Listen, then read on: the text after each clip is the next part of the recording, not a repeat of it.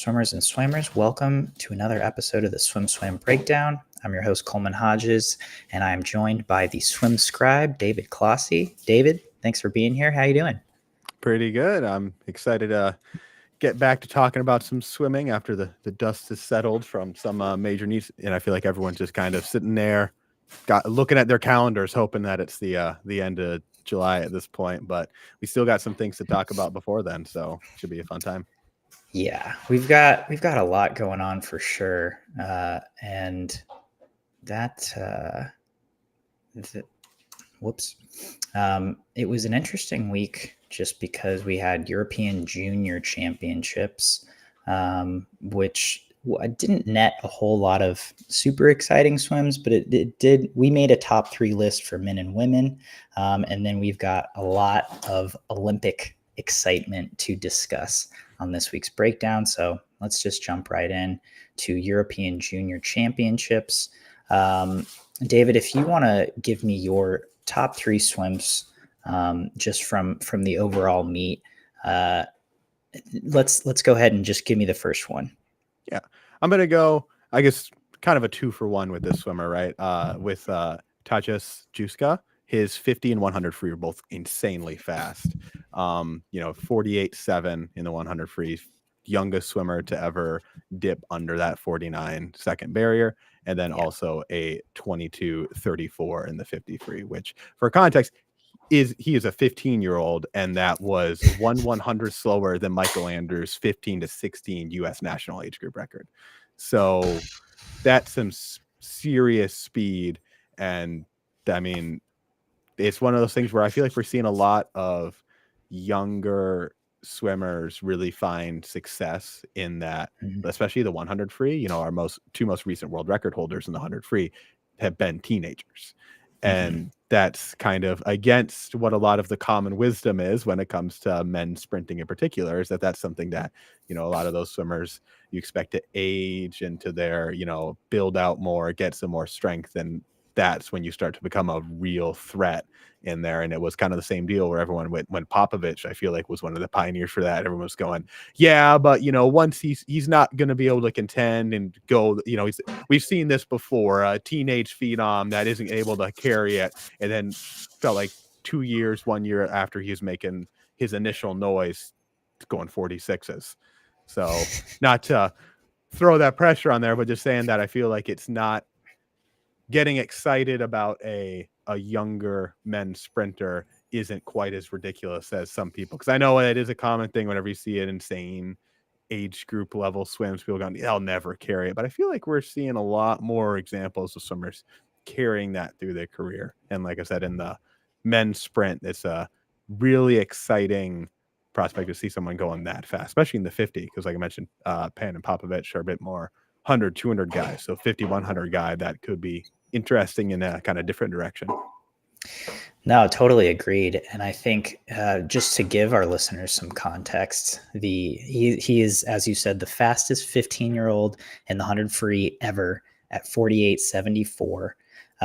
Thomas Heilman is number 2 on that list from 2022, and he went 49.06. So, first 15-year-old to ever dip under 49 seconds.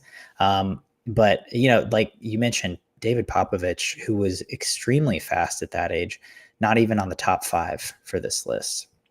And he is the fastest 15, 16-year-old in 100 freestyler ever, at 47.3. So just to show you where Popovich's trajectory was, not to say, oh, this is where Tyus could go, or this is where he should go.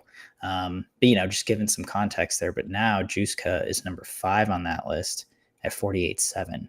So yeah, it's pretty exciting. And I think, just like you said, we're starting to see this trend more and more where, young swimmers are able to not only exceed in like the middle distance or even long distance events, but also the sprint events as well. And that 22.3, for context, Michael Andrews' world junior record, which still stands from 2017, is 21.75. So he's 0.6 off of that as just a 15-year-old, which is, pretty phenomenal for him. And now I'm going to switch gears a little bit because we did see a world junior record from these Euro Junior Championships. I hope I'm pronouncing this correctly. Kuzi Tunçeli of Turkey, 14:41 in the complete opposite direction, the 1500 freestyle. He just blew this mile out of the water, throws down, a time that I don't think would contend for a medal in Paris, but would certainly get him very comfortably into the final and might be pushing for that top 5, top 4 spot. And you know what? I think 14:39 won gold in Tokyo. So if we see, a bit of a slower field or people taking that race out more conservatively to try to go for gold at the end, to try to fink everyone, as it were, that time could very well win a medal in Paris. So hats off to him. He had a great swim and fastest junior of all time at this point. Yeah, can't get much better than being the fastest all time, no matter what the category is, right?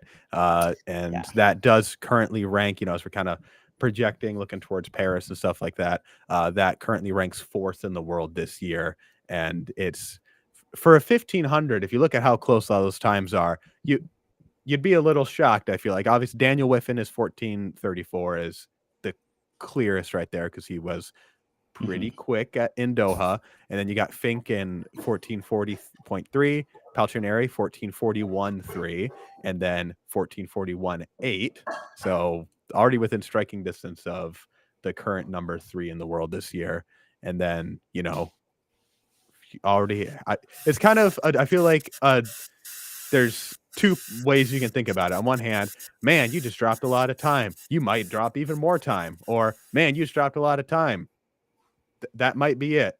This is one of those, I feel like a lot of times where it's, people get very firm in one of 2 camps. Either that's their ceiling for the year, they're going to need to wait till next year to go a little crazier, or they're on such a good trajectory, and it kind of depends on what their own, preparation is for whatever specific meet. And, it could be one of those things, I feel like, especially in distance swimming, is if you're able to be at a similar level of fitness and have a similar base to rest off of for Paris.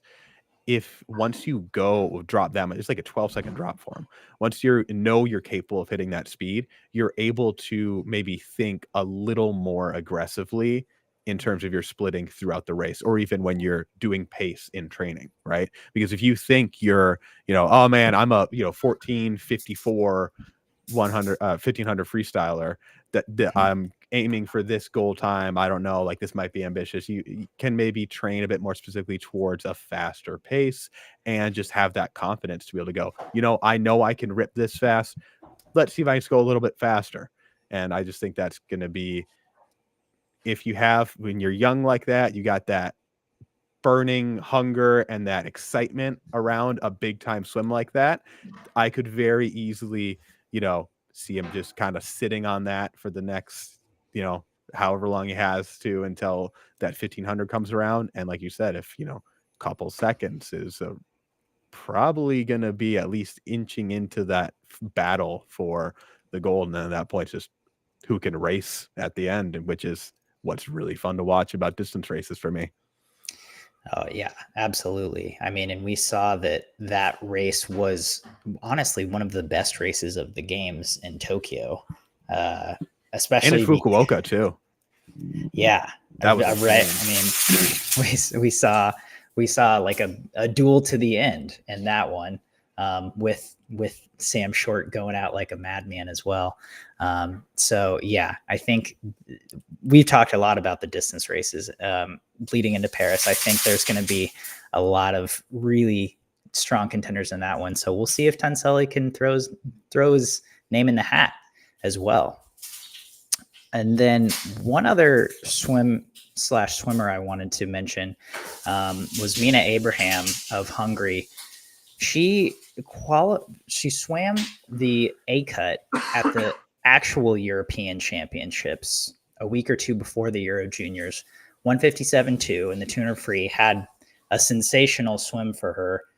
made her Olympic cut, so made the Olympic team, and I think we reported, obviously very excited with that swim. Then comes to Euro Juniors and 157.5 in the final to win the event. But not only that, then in the women's 800 free relay, anchors Hungary's team and 157.0 gets past Italy and touches for gold. So she showed just extreme consistency across the last few weeks, never having been 157 low before a few weeks ago, and then essentially doing it 3 times, 57.2, 57.5, 57.0 on a relay. So it's cool to see that, she was racing in the U.S. as a freshman at USC this year, had a great first season in the NCAA as a Trojan. So good to see her progression, and hopefully she can keep the good times rolling heading into Paris. And 200 free is another one of those events, kind of like I was just saying with the 1500, where if you're, and this kind of is showing the ability to hold that form and maintain it rather than, you have, and that's an awkward amount of time sometimes to deal with, where it's, some people, if it's right after, it's like, I'm still holding on to my taper. If it's a month later, it's, I got some more work done. 2 weeks is kind of, can be awkward to play with sometimes. But at the same time, how I know it was definitely longer than 2 weeks, but Popovich in 22 going from Worlds to Euros, that was also kind of awkward amount of time to drop a significant amount of time in there. And that's just something that being able to go from, I haven't hit this before, to I can do this. That's a pretty awesome development there. And that's what I think what's super cool about a lot of those juniors meets. Yeah. And as well as having, multiple championship meets kind of back to back or within a shorter time frame. It's like at one of them, you might level up, right? Physically or mentally. And then you're kind of like, oh, okay, now I'm here and I know I can do this. And it seems like Mina kind of got that in the 200 freestyle. And so I would guess that, she was targeting, I spoke to her at Mare Nostrum, and she was definitely targeting the European Championships and Euro Juniors to just try to get that Olympic A cut. And so, if she can even just maintain, around that same time in Paris, I feel like that will be a win. Because just getting that experience of swimming in an Olympic event and, maybe even an Olympic semifinal, maybe even a final, is good experience to have going into the next quad for sure.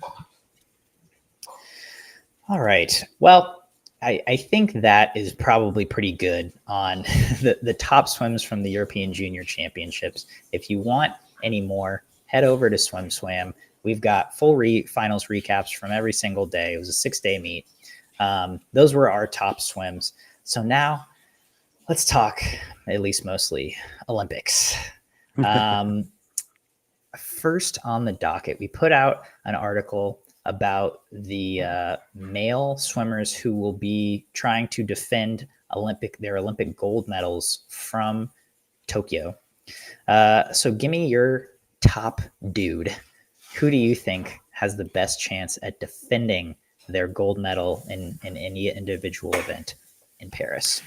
Yeah, so it's one of the things when I started going through and looking at kind of the, there's not a huge amount of eligible candidates just based on how some trials qualifications went, or just things that happen throughout an Olympic quad, even in a shortened 3 years, right? And as boring as it seems, I really do agree with the top pick in that article of Bobby Fink, just because, and it's very much helped by the fact that Hafnaoui is a very large question mark, right? If he was in, if we knew for a fact he was going to be present, and that, because even if he is present, I'm not confident that he's going to be in 2023 form. If we guarantee he's going to be similar, he's the same level of confidence I would have in Fink, right? Where I know, there's no reason for him to be dramatically slower from 2023 for any reason like that, then I would be more hesitant. But even though it is a very strong field, like we mentioned, like you said before, we're going to keep talking about just how insane these men's distance fields are.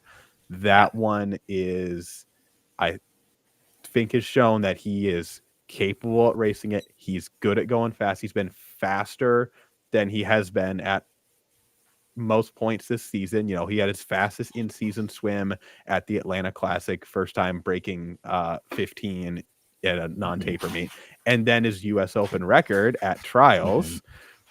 That's looking pretty good for him to go pretty fast. And then, you know, his biggest contender, if we assume that Hafnaoui is either off the board or isn't going to be matching his form, and if he is, then that's just an even crazier race. But even without that, he still has to get past Whiffen. I think might be one of the scarier threats for him there.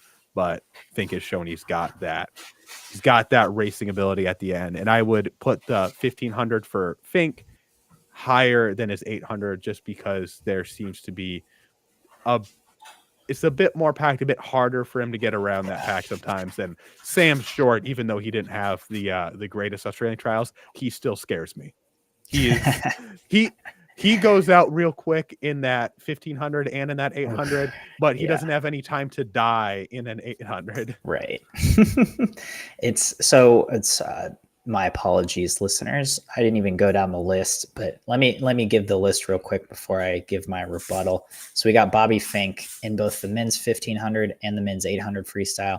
We got Christoph Milak in the men's 200 fly, Adam Peaty in the men's 100 breast, Zach Stubblety Cook in the men's 200 breast, Caleb Dressel in the men's 100 fly and the 50 free, Wang Shun in the 200 IM, and Chase Kalish in the 400 IM. And so, I think certainly Fink is has the best chance in that mile for all the reasons you said. He's looked stellar this year, and the 800 is just more crowded. There's no way around that. I think I'm going to sneeze, but okay. I've been coughing off to the side this whole time. Right. I think there's a couple pretty legit candidates other than him. Christoph Milak in the 200 fly has been a pretty big question mark until the last 6 weeks. Yep. And then we saw him race at Mare Nostrum, and he looked pretty dang good.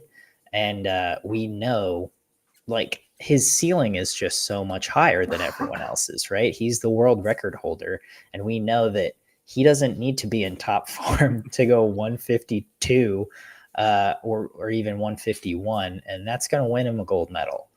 If he goes 52 low or 51 high, I believe. Obviously, that's at least partially dependent on what Leon Marchand ends up doing between the 2 fly and the 2 breast. But so I think Milak has a great chance. Just going down the list here, Adam Peaty, I think he has a chance. He's the world record holder, but I wouldn't put eggs in that basket necessarily, just because the men's breaststroke does look pretty solid right now. It's certainly no one's going 57 mid to low, I don't think. Well, you know what? I think someone could pop a 57 mid though, and that could be Adam Peaty, or that could maybe be someone else. But I'm not feeling great about his chances. Zach Stubblety Cook, I think he could, but he's got stiff competition at this point. Yeah, that's loaded. Yeah. Chen Haiyang of China, Matt Fallon of the US. I feel like I'm forgetting someone, but he will have his hands full, certainly. Potentially Marchand, depending on how doubles play out. Yeah, potentially Leon Marchand. And then you have Wang Shun men's 200 IM. Also, Marchand. I'm going with Leon. Yeah, yeah. I think Leon is going to be at his best in Paris, and even though Wang Shun does have a faster best time that he's gone fairly recently, I'm going with Leon in his home country. Chase Kalish, don't see him Leon Marchand once again. And then Caleb Dressel in the men's 50 free and the 100 fly. I think his better shot is in the men's 100 fly, but definitely, again, that is such a loaded field. I think he'll have a good shot. But if I was going to put money on one, would it be Bobby Fink? I mean, yeah, it'd be Bobby Fink. But yeah, I think it's one of those things where Fink, it obviously has more wiggle room because it's a longer race, is one of those things. And, you know, it's kind of, he's on a really good trajectory, and that is he might be of the defending. I guess Zach Stubblety Cook. He's really the only one on the list that has that kind of. He's going faster than he has been. He's still improving from season to season. Everyone else kind of has they've done, like Adam Peaty is coming back from some time out of the water and has this insane challenger in Chin Hyung that has shown up. Zach Stubblety Cook is kind of just victim of that crowded field. Chase Kalish, his training partner, Marshawn, is just obliterating the field in that. And then, it's the other thing, right? The emergence of those really fast athletes like Hyung or Chin and Marshawn have both thrown some monkey wrenches in anyone's plans to defend medals. And then Dressel is also similar to Peaty on that kind of comeback swing. And so it seems like all the other defenders have that kind of potential, those extra hurdles that add up when it comes to doing that's already very difficult of winning an Olympic title. And even more difficult than defending it. And whereas there's obviously competition, still a tall feat to win back-to-back in a 1500. Yeah. But Bobby Fink's looking really solid in that. He is. And especially if he has even a good 800. I feel like if he medals in the 800, any color medal sets up real well for the mile. So we've got someone, we've got a commenter. This is their take. I think Dressel doesn't medal in the 50 free and only gets bronze in the 100 fly. That layoff took something out of him. Plus, he's almost 28, so he's a couple years past his absolute peak. 100 fly is going to be tight, but I think that would be my number 2 pick for someone defending their gold medal, because Dressel is coming off of taking some time out of the water, but his trajectory since coming back has just been up, up, up, up, up. It's not like Peaty where he's kind of had these ups and downs. I feel like someone else is coming back and kind of gone through a similar thing, but Milak, Christoph Milak, who's also in the 100 fly, who's also in the 100 fly. But I think Dressel has done this double taper from trials to big meet a lot. He's so good at it. He's so good at it, and he gets better as the meet goes on too.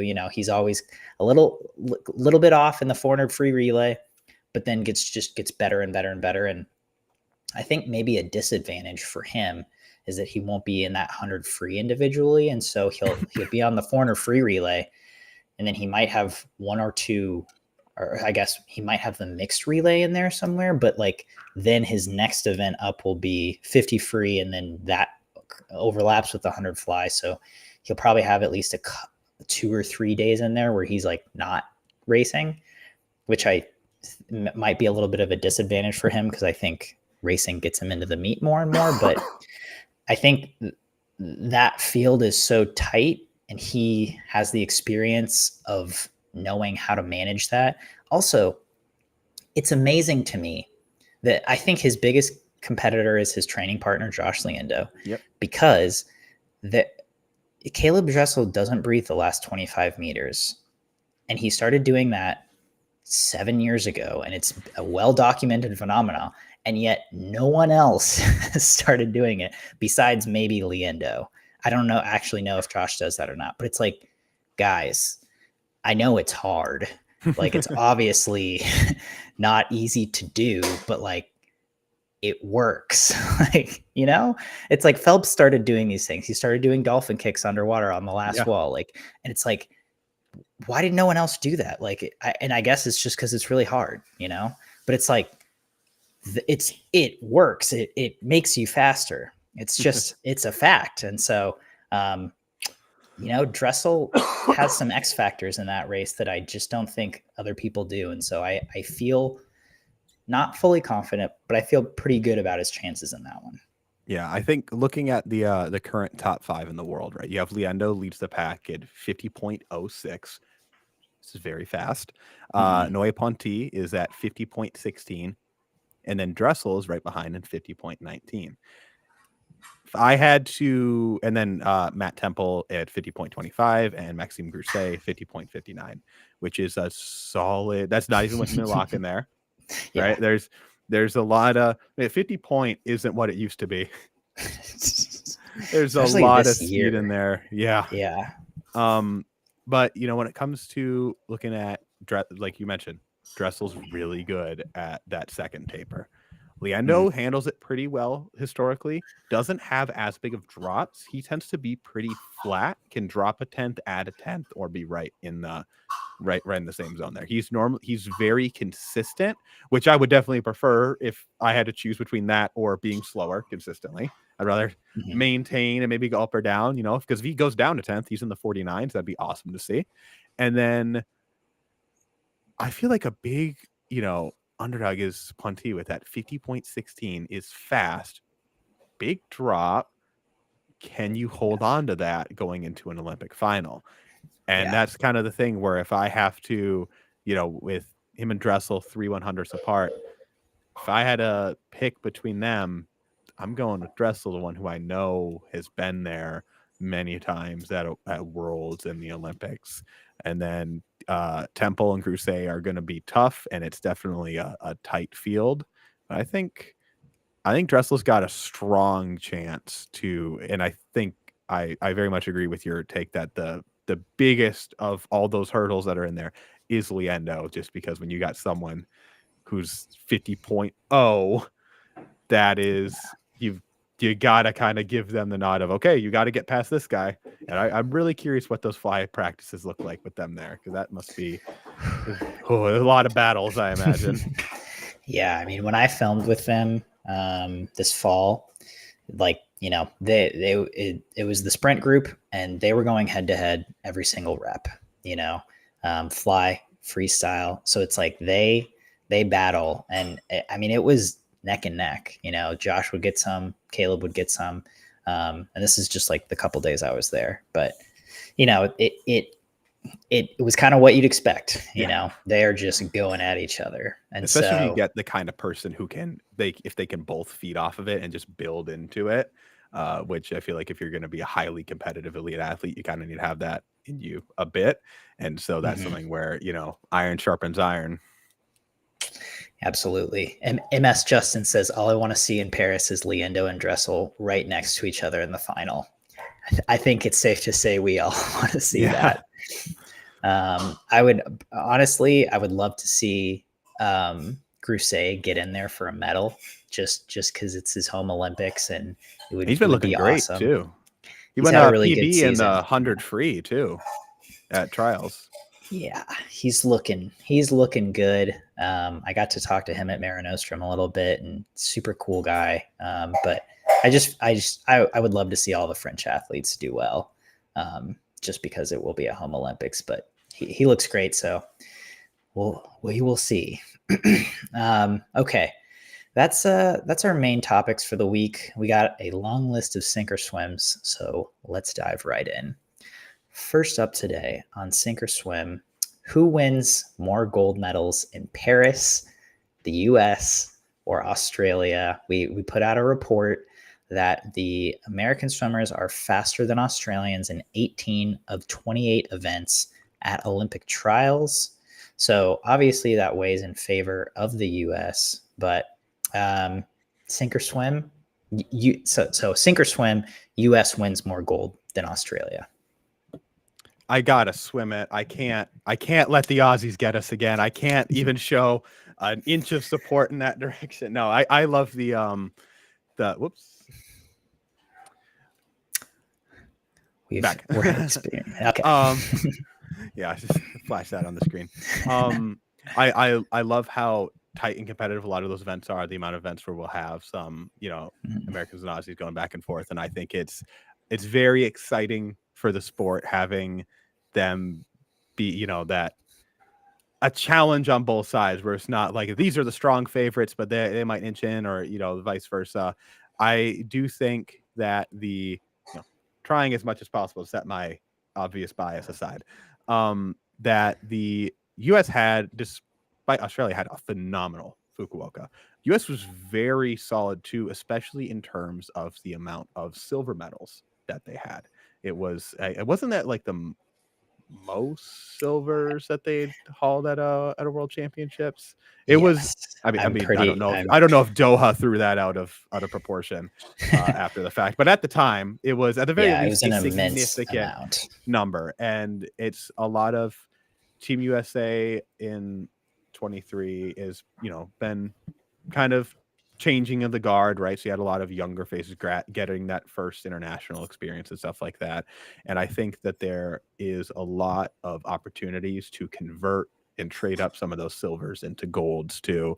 And I feel like Team USA after Fukuoka had a lot of room to grow and try and challenge that medal table, as well as, you know, like the report says after the trials, with US having a lot more faster swims. I think those are, short of going through and projecting every single event that has a prominent Australian or American in it, those two data points in my mind are enough to give the nod to the US. But either way, I want the lead to be switching through every day. I want that to be I don't want one country to go out right. I don't want a day one 2023 Worlds again where Australia just blasts to the top and then just keeps going. As awesome as it was to watch for them, I want it to be close. I want us to be tied on the medal table a couple times for golds at least. Absolutely. And so to be fair, that's just comparing the Americans and Australians.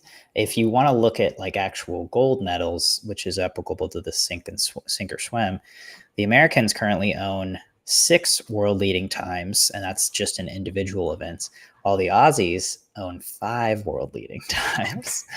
So it's, it's right there, and it looks like it is setting up to be pretty close between the Americans and Aussies for gold medals. That obviously doesn't include relays. I'm gonna swim the U.S. winning more gold medals than the Aussies. I think that would be the first time since the Melbourne 1956 Olympics where Australia has finished above the US in the medal table. And Australia looks as good as it ever has. And they're coming off a heck of a world championships. But I think the combination of just general US depth and the US kind of feeling like they have that monkey on their back from last year at Worlds. I think they're always going to find ways to motivate themselves going into the Olympic year. It's funny because if any other country had won that many silver medals, they would be celebrating it. But America just has this mentality of, oh, if it's not gold, it's not good. You're not first, you're last. Exactly. The Ricky Bobby mindset. So I think because of that, US is going to top the gold medal table, not just the medal table this time. All right. Next up. Oh, Michael Cotter announced he is transferring to Texas, which gives them a lot of pretty solid incomers. It adds to the list that includes Hubert Koch from Arizona State, Rex Maurer from Stanford, Aaron Shackle from Cal, and Ben Sampson from Colorado Mesa. And this is just the transfers. That doesn't even count the recruits coming in, or the guys who were still there from last year. So Bob Bowman's first season looks to be a pretty historic one. Yeah. Sink or swim. After hearing about Michael Cotter, Texas men finish top 2 at the 2025 NCAA championships. I think I'm going to swim it just because it feels like that. It just keeps building and building. And I think that it feels like there's a lot of excitement around that team with the coaching change and the fact that Texas already had some pretty good pieces in place last year that just, some strong freshmen that needed a year or two to come into that role and be a heavy hitter contributor at the NCAA level. And I think, you give them that year, you have new transfers coming in. You also have, because I know there was news about Marchand planning to stay and train home in Paris for some time and, hit some World Cup stops after the Olympics. But if he presumably at some point comes in, at some point in the NCAA season to train, and if he's with the college guys during that time, just having the pro group overlap with the college group, I think that is going to be a huge boon just for their training group, because I'm a huge proponent of the fact that I think a solid training group is one of the most impactful things for a lot of swimmers, just because we just talked about this with Dressel and the Endo, right? Is that when you have someone that you can battle and chase day in and day out, that's going to be a pretty good way to make sure that when you're stepping behind the blocks in NCAAs, you're like, oh, well, I just raced Leon every day for 3-4 months, however many it winds up being, when for a timeline going back there, all these guys are slower than him, I got this, something like that, where I just think that that's going to be another kind of X factor. And then with this being Bowman's first year, he's coming off of an NCAA team title with ASU, switching right over to Texas, and then bring in a lot of people. I imagine most of your transfers are going to be people going, I want to swim for this guy. I've seen what he's been doing over at ASU. And then also, see what fresh ideas he can bring to the table for Texas. It seems like there's so much that's trending upwards for them that at this point, being optimistic, it feels foolish to sink it. So I'm going to swim it. Well, on that note, I'm sinking it. I'll take the foolish stance. I did specify that I'm being optimistic, I will say. You did. And I mean, it seems possible, but there are a couple trepidations I have. The first would just be they're getting a lot of really great mid-distance swimmers, right? And in NCAA competition, sprinters matter, right? The 200 relays, medley and free, and mid-distance guys, a lot of these guys who are coming in can certainly go down to 100 on a relay, and probably in many cases even a 50. But I think it matters having some of those pure sprinters, and not only are they not getting those guys in, but they also, I will be interested to see who's working with the sprinters and how that develops, because Bob Bowman, not necessarily known as a sprint coach, and obviously at ASU that was Herbie's domain and he did it very well, so we'll see how that develops at Texas. But then also it'll be such a big culture change, because Eddie Reese has been there for over 40 years and has such an established culture that I don't think Bob Bowman will be coming in immediately and saying, all right, this is how we're doing things. It's my way or the highway kind of thing. But I think it will take a long time for Bowman to make the program his own because of Eddie Reese's insanely gigantic legacy. You're right. And just like culturally with the athletes, I think that'll take some time. And these are obviously very good swimmers, and a lot of them are coming here to swim for Bob. So it's not that I don't think there will be problems with that, but I think these things just naturally take a little bit of time. Whereas you look at three of the top men's programs in Cal, Indiana, and Florida, who all had great NCAA seasons. We know Indiana is also getting a lot of great transfers next year. And they already have very, very established cultures, right? Team cultures. And so I think I'm going to roll with two of those top three for next year's top two. Because it's like, will we see Cal's string of top two finishes for over a decade end? Like, I don't think quite yet. And I'm pretty high on Indiana's chances at getting a top two spot. And then I think the Florida men will also be right there. So Ask me next year and my answer might change, but for right now, I'm sinking it. Yeah, I'm curious with, like you mentioned, the time it takes to kind of change the culture and stuff like that. One thing I was really thinking about, just kind of looking ahead to the NCAA season, is how fast will we see them going in season? Because currently Texas kind of goes a little slow in season. ASU is And we've going seen that very fast in trend season, up, which right? I feel like it is in college swimming in general. I think a lot of programs are learning that you can swim fast all the time, and it doesn't really hurt to throw on a tech suit. And that's the other thing. Like, is Texas going to be suiting up for every meet like ASU was?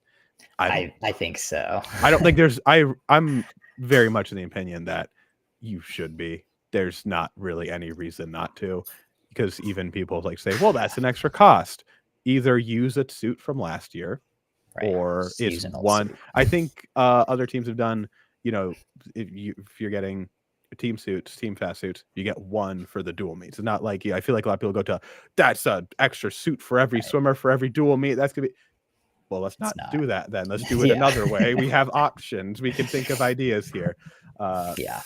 And that's a whole other can of worms. But I just think that that is something that was one of the first things that jumped out to me is how fast are they going to go? Are they going to keep trending up? Are they going to like massively elevate and get going really fast? You know, what degree is that going to change? And is that going to be for a positive change or a negative change? Because I see that kind of going either way. Or, you know, it could be someone who's been around, you know, as rising senior that has for 3 years has done things a certain way and goes, everything is different and therefore wrong, or going, oh man, I'm going fast in season. This is cool. And I feel great. You know, and that's at that level, it's probably on an individual by individual basis at that point. And that's something that we can only really project once results start coming in, which is the fun of sports and NCAA is everyone trash talking with no basis. And I always enjoy watching it.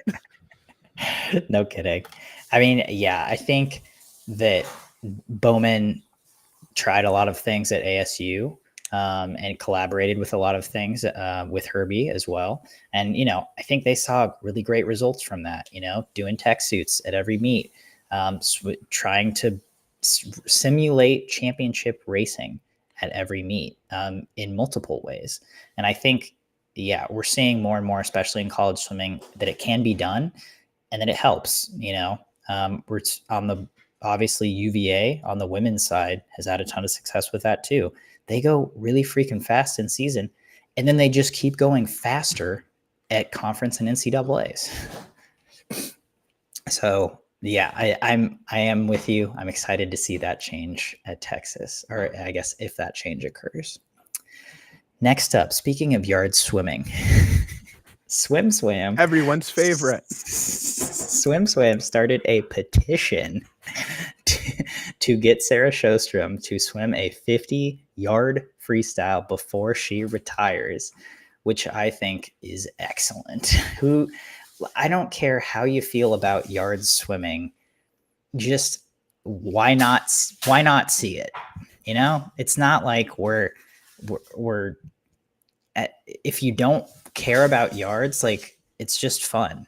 Like it's just Sjostrom swimming a 50 free that's fast. It's just seeing her swim an additional race.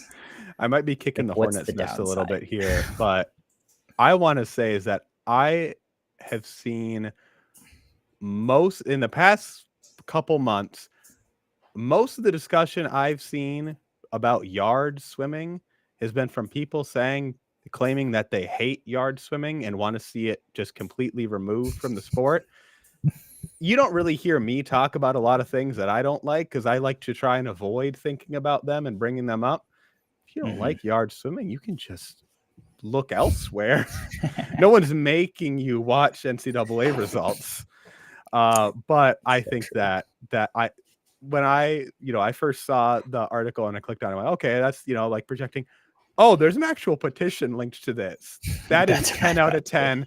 That is wonderful. I love that concept for an article. That we should just start petitioning for like every little thing that we want to see as swim fans, right? Like change.org makes a difference. I mean, how many times has there been like, I wonder what, this swimmer could do in this event? Like before this previous NCAA season, I totally would have recommended that for Marchand. And hey, Oh, it wound totally. up being a really like I want to see arrested 500 free. We saw that. Right. Paul Dolan is in the comments saying Sarah 20.2 or 1999.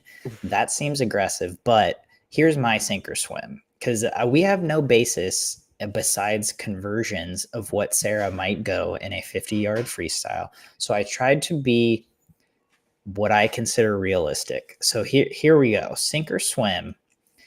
Or sorry, I guess this is an over under. Sarah Sjostrom would go 20.75 in a short course yard 50 freestyle. Over under 20.75. I go under, but I don't think it's going to be by an insane amount. I don't think it's going to be a 19 or I think it would be slower than Walsh's record. Yeah. I think it would be somewhere in between Walsh and 20.75, which is still very fast. And then, because obviously I assume number 2 performer all time at that point. I assume, gosh, that's such an insane gap that Walsh has over. Yeah. But I assume that we're kind of imagining a peak Sjostrom, not, I know she goes fast a lot, but that's kind of I'm imagining is I just think that unless you put her in a yards pool for many months before that, even though she is an insanely talented swimmer, there's some things that just take some time that through exposure to the course of the pool, especially going at that speed, right? Like nailing your turn at 50 speed in a shorter pool is very, any insanely talented swimmer will be able to mostly get it figured out after 50 yards of swimming. But to be able to do it at the level and the timing that you need to when you're going that fast and you're talking about these precise numbers, that just takes some more time and exposure. And just because no one else swims outside of America, so unless you've swam a lot in a yards pool, it takes some adjustment. And we've seen this in the other way. I remember when the first season of ISL, a lot of Americans were very long on turns in short course meters because, this feels mostly familiar. Where's the wall? I need to reach on my fly turn now. And it took, it was really funny watching a lot of American swimmers progressively get better and better on their turns throughout the meet. And I'm because everyone likes to imagine that Americans have really insane turns and underwaters because of popularity of short course swimming here. That just shows that even you can have really good turns on underwaters, but if you're not familiar with how long it takes to get to the wall, you gotta just build that familiar, and you can't rush that because it's just via immersion. Yeah, no, I'm in a similar boat as you. I would go under, but not by much.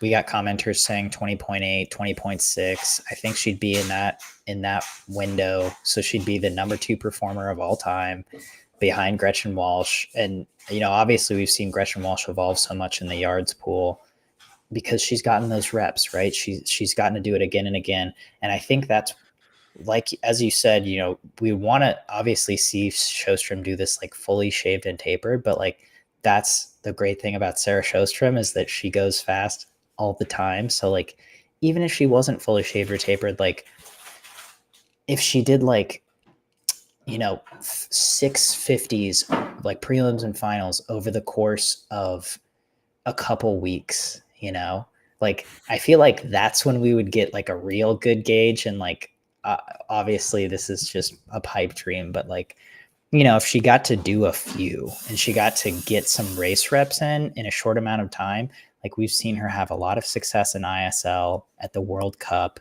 Like she knows how to do it and she knows how to go fast pretty much any time. So I think she could rip something really good. Probably not Gretchen Walsh's record, but I think she could get within 3 to 5 tenths. And that would be really cool to see. All right.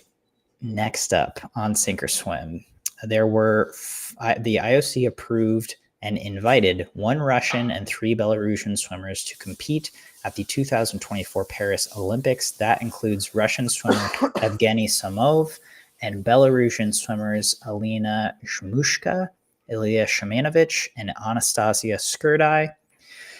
So by all accounts, we will see them racing and competing at the Paris Olympics. So by your account, sink or swim, will we see any of the athletes on the podium? I'm leaning towards sink just because there's some threats in there, but nothing that's it seems less likely than compared to more likely that they would be able to crack up into the top three. It's definitely it wouldn't be an insane upset for some of these athletes to break into the top three, but I'd say it's less likely someone to sink it. I'm gonna hold out hope and swim it, solely because Samov went a 58.7 Russian record in the 100 breast at the Atlanta Classic in May. Obviously, there's been some turbulence with all of these athletes, getting to compete. And so I think it will be hard for any of them to be at their best. But the fact that Evgeny Samov just went a best time, I think is a great sign. And it's also like the 100 breast field is open, I think, right? We have a lot of people in a lot of different places. The US athletes didn't have a great showing in that event at trials. You've got Peaty, who's like on the comeback trail, and we don't really know what his deal is. You've got China's, why can't I think of his name? Chen Haiyang. Chen Haiyang, thank you. Who has had a great season last season, but again, we haven't seen him consistently perform year over year. And this will be his first Olympics where he's a front runner in the 100 breast. So it's a lot of like, what's going to happen? Who knows? We don't have a lot of, I think, assurance in the men's 100 breast right now. So I'm going to swim some of getting in there. He was the one that was making me hesitate a bit. And I like that take. For me, the reason why I went towards sink is just that I feel like even though there is some potential turbulence between Chin and Peaty, I think they still are going to be 1-2 in some order because they have, Chin insanely fast 2023. Peaty also went a 57 at British trials. So even if he goes a 57, really? he went a 57.9. Oh God, that's really good. Yeah, I mean, only 3 people have ever done it, and the third is, and the reason. So then behind that, so I think they're 1-2 in some order, and then the third and only other swimmer besides those top two to go 57, Kaminga, and then you have Nick Fink in there, and so it's kind of, and I feel like the bronze could go to Fink, Kaminga, or Samov, and I would just put Samov on the back pedal for that. And I think that's a totally fair take. So Arno Kaminga, to give our listener a little context there, he's also on the comeback trail. He had an insane 2020/2021 season. And then, after the Olympics, he dealt with a lot of sickness. And then the recovery process just took him a long time to get back into the water. He was out of training completely for a while, and then he could only train I think 3 or 4 days a week. So it took him about a year and a half to get back to full training, and then he had to get back to full racing shape. And so when I spoke with him a couple months ago, he said he was just starting to feel like his old self again. And so he hasn't been, we were used to for a couple of years, we were used to seeing him throw down fast times every single time he raced. And he hasn't been doing that yet, but he has been looking better and better. So again, a little bit of uncertainty there. I don't know for sure what he's going to do. As opposed to 3 years ago when it's dude, this guy is super consistent. We know he's going to perform. So, it's a rat race, and we'll see who comes out on top, but a little bit of I'll go with chaos the in swim. there for someone to break Yeah. up into it. I mean, that brings opportunity is when there's a lot of, people close together, people aren't expecting you. That can be a time to surge ahead and grab a medal. Absolutely. And I would love to see an upset medalist in there, whoever that is. And speaking of Adam Peaty, last up today on Sink or Swim, it was announced that Peaty's legendary coach Mel Marshall will be moving down under after these Paris Olympics to go take up the head coaching role at Griffith University, which was held by Michael Bohl.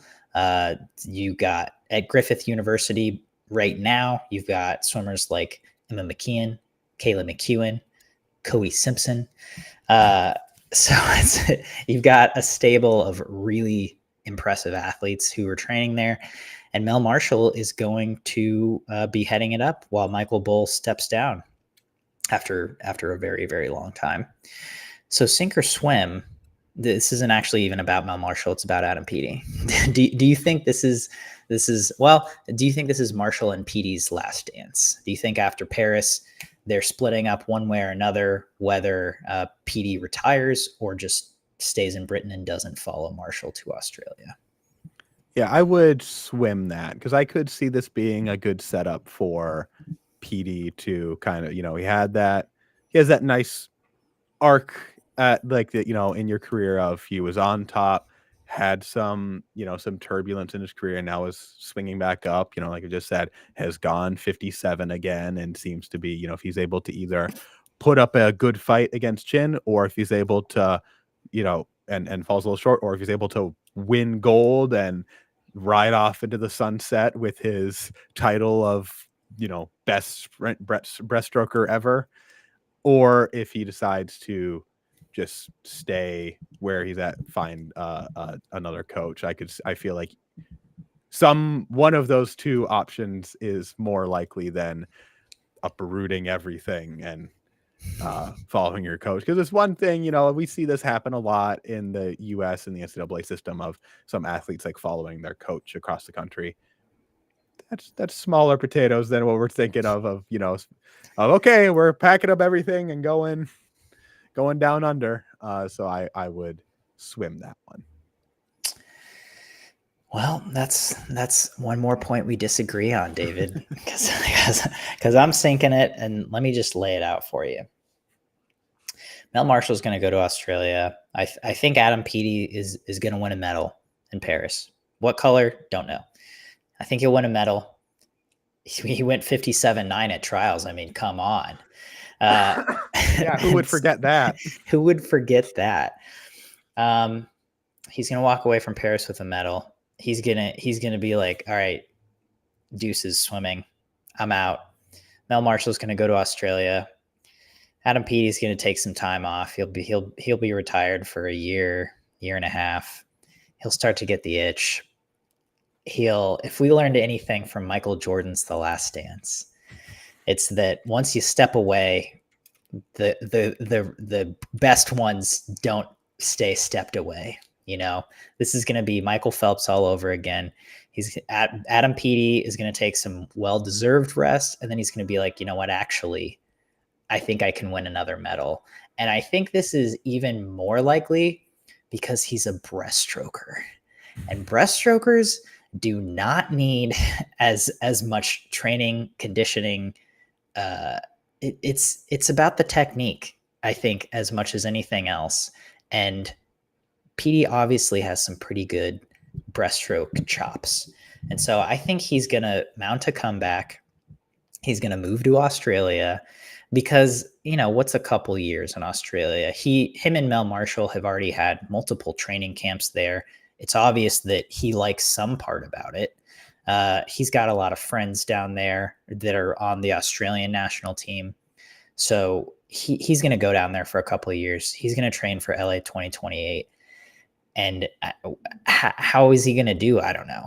But I think this is not the last ride for Adam Peaty. We're going to think it is. They're going to think it is. He's going to be like, you know what, I'm done. But after a couple of years off, after seeing people probably win gold medals on the international stage a full second slower than his world record, he's going to be like, you know what? Hold on a second. I can still do this. And that's my hot take.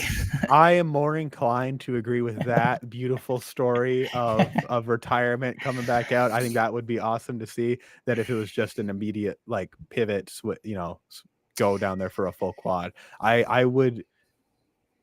That was probably the strongest way you could put that to try and sway me in your direction. I'll tilt more that way. I'm still gonna swim it though.